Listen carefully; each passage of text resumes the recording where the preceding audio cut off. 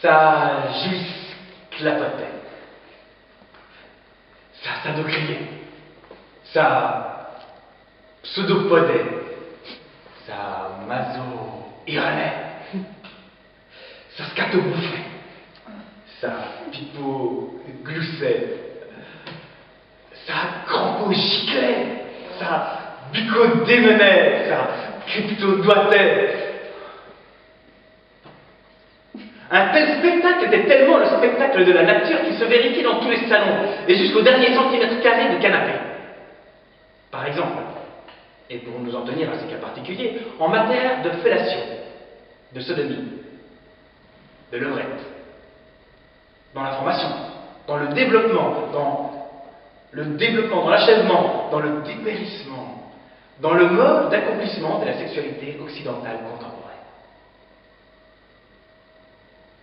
J'avais payé pour nous deux. C'était mon côté grand seigneur. Faut dire que Dorothée me prêtait son corps humain pour la soirée, et que ce corps humain, j'allais pouvoir l'échanger, le troquer contre d'autres qui me plaisaient davantage.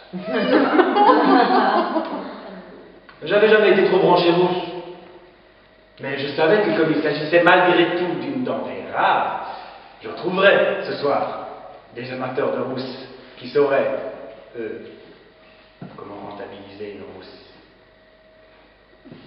On s'était dirigé vers le bar. J'avais fait semblant, en donnant mon ticket, de m'intéresser à la notion de whisky coca, en général. Arrête sur image. Mon pied est à 14 cm de la première salle où ça baise.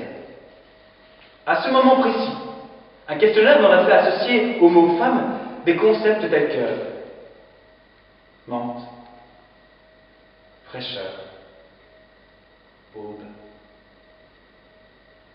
amour, soie, yaourt à boire, sucrète, miel, week-end à Istanbul. 9 secondes plus tard, mes nouvelles réponses allaient être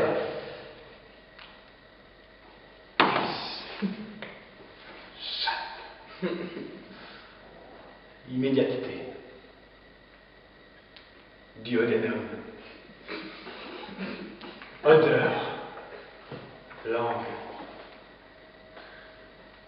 facilité. Et quel cul! On était dépaysés d'une minute environ, maximum.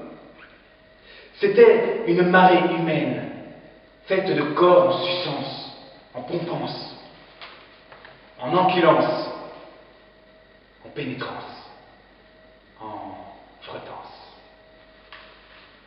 en flottance, en jouissance.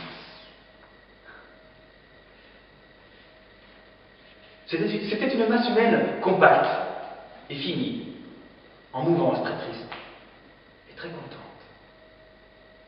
Cette mare de gens, cette grosse flaque de gens.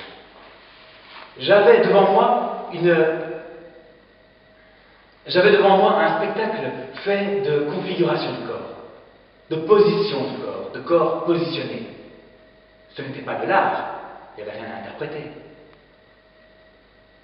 Ça baisait dans tous les coins et dans tous les recoins. Ça faisait comme un amas hétérogène et pourtant fini.